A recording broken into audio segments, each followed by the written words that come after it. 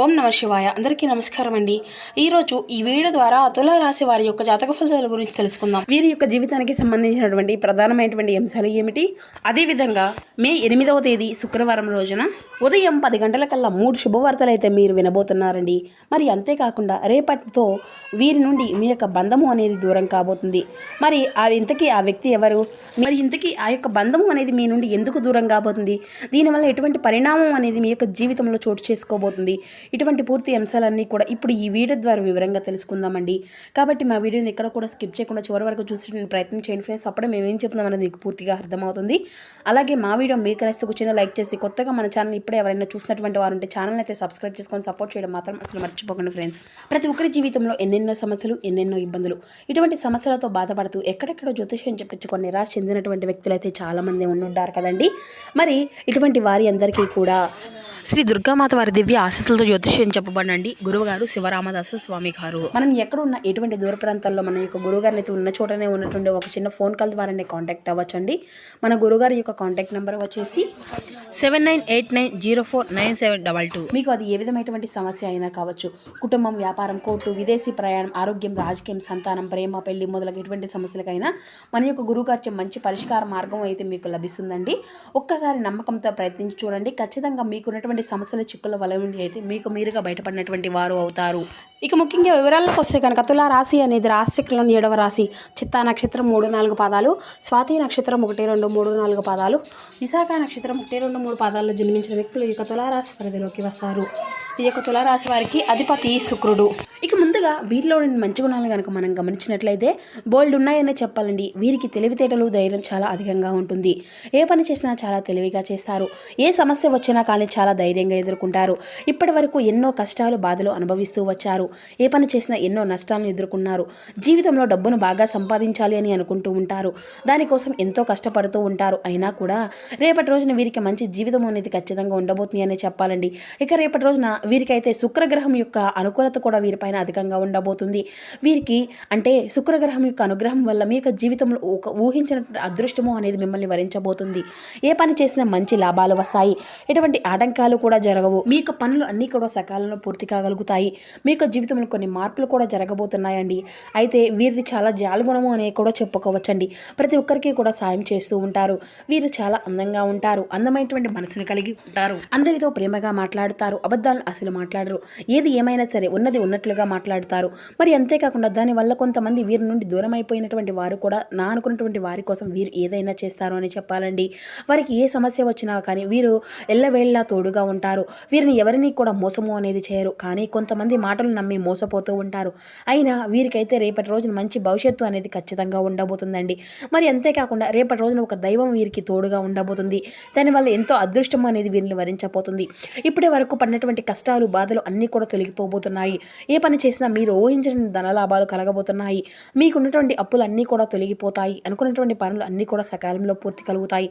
ఇక వీరికైతే రేపటి రోజున వీరి యొక్క కష్టానికి తగినటువంటి ప్రతిఫలం కూడా మీరైతే ఖచ్చితంగా చూడబోతున్నారని చెప్పాలండి.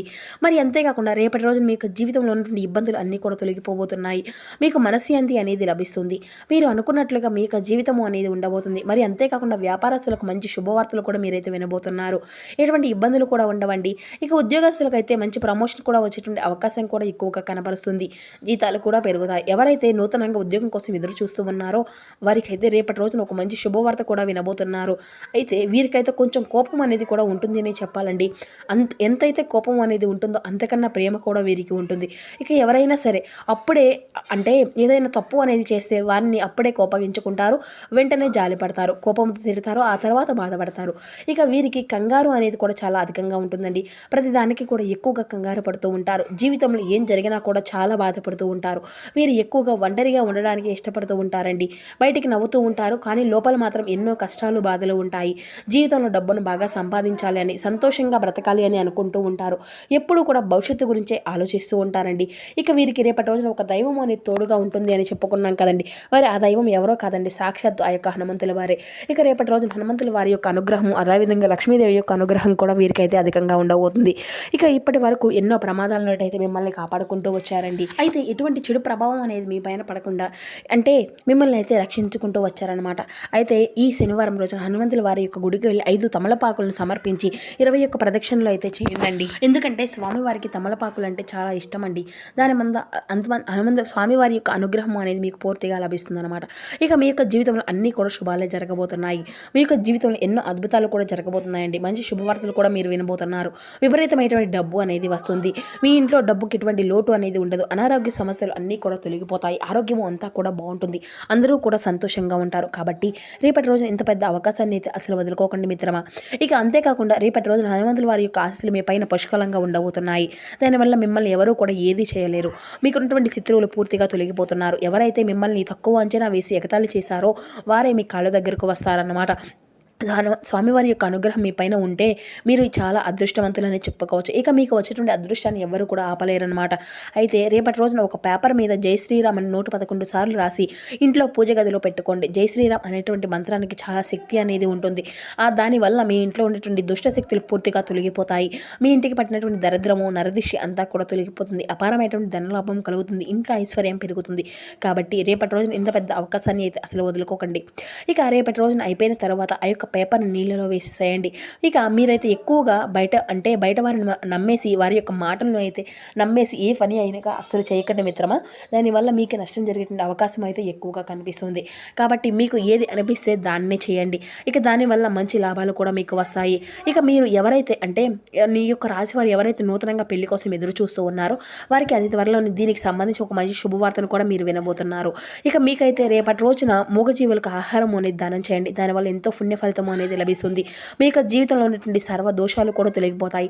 మీకు తగినటువంటి అడ్డంకులన్నీ కూడా దూరం అయిపోతాయి. ఆగిపోయినటువంటి డబ్బు అనేది తిరిగి వస్తుంది. మీకు జీవితంలో డబ్బుకి ఎటువంటి లోటు అనేది ఉండదు. రాబోయే రోజుల్లో ధనలాభాలు కూడా కలగబోతున్నాయి. కాబట్టి రేపటి రోజు ఇంత పెద్ద అవకాశాన్ని అయితే అసలు వదులుకోకండి. ఇక రేపటి రోజున బయట వారితో కొంచెం జాగ్రత్తగా ఉండండి. ఎవరితో కూడా గొడవలు అనేవి పడకండి. ఎవరైనా కానీ గొడవలు పడతారో మధ్యలోకి మీరైతే అసలు వెళ్ళకండి. దానివల్ల మీకే నష్టం జరిగే అవకాశం అయితే అధికంగా కనిపిస్తూ ఉంటుంది. మరి అలాగే మీ యొక్క సంపద విషయాలు అయితే అసలు ఎవరికి కూడా చెప్పుకోండి. దానివల్ల మీ పైన ఎక్కువగా కుళ్ళు అనేది ఏర్పడుతుంది. మీరు మంచిగా బ్రతికితే అసలు కొందరైతే ఓర్వలేకపోతున్నారు. కాబట్టి జాగ్రత్తగా ఉండండి. ముఖ్యంగా రేపటి రోజున ఎస్ అనేటువంటి అక్షరాలపైనటువంటి వారితో కొంచెం జాగ్రత్తగా ఉండండి. వారి వల్ల మీ యొక్క జీవితంలో కొన్ని ఇబ్బందులు వచ్చే అవకాశం అయితే కనిపిస్తుంది. మీకు వచ్చిన అదృష్టం అనేది రాకుండా పోతుంది. కాబట్టి జాగ్రత్తగా ఉండండి. ఇంకా మీకు కొత్త పనులు మొదలు పెట్టుకోవాలి అనుకుంటే సోమవారం లేదంటే శనివారం మొదలు పెట్టుకోండి. దానివల్ల మీకు మంచి లాభాలు కూడా వస్తాయి. ఎటువంటి ఆటంకాలు కూడా జరగవు. ఇక రేపటి రోజు నీలం రంగు బట్టల్ని అయితే అసలు వేసుకోకండి. ఒకవేళ వేసుకోవాలి అనుకుంటే వేరే రోజుల్లో వేసుకోండి. దానివల్ల ఎటువంటి సమస్యలు కూడా రావు. రేపటి రోజున మీకు కలిసి వచ్చినటువంటి రంగులు వచ్చేసి ఆకుపచ్చ, ఎరుపు, పసుపు, నలుపు, తెలుపు, గులాబీ. ఇవి మీకు కలిసి వచ్చిన అదృష్టపు రంగులు. కలిసి వచ్చే సంఖ్యల విషయానికి వస్తే 2, 4, 9 ఇవి మీకు కలిసి వచ్చిన అదృష్టపు సంఖ్యలు. సో చూస్తున్నారు కదండి. ఇక తులారాశి వారి యొక్క జాతక ఫలితాలు అనేవి రేపటి రోజున మీకు జీవితంలో ఏ విధంగా ఉండబోతున్నాయి అనేది. సో మా వీడియో మీకు నచ్చితే చిన్న లైక్ చేసి సపోర్ట్ చేయడం మాత్రం అసలు మర్చిపోకండి friends. Thank you for watching.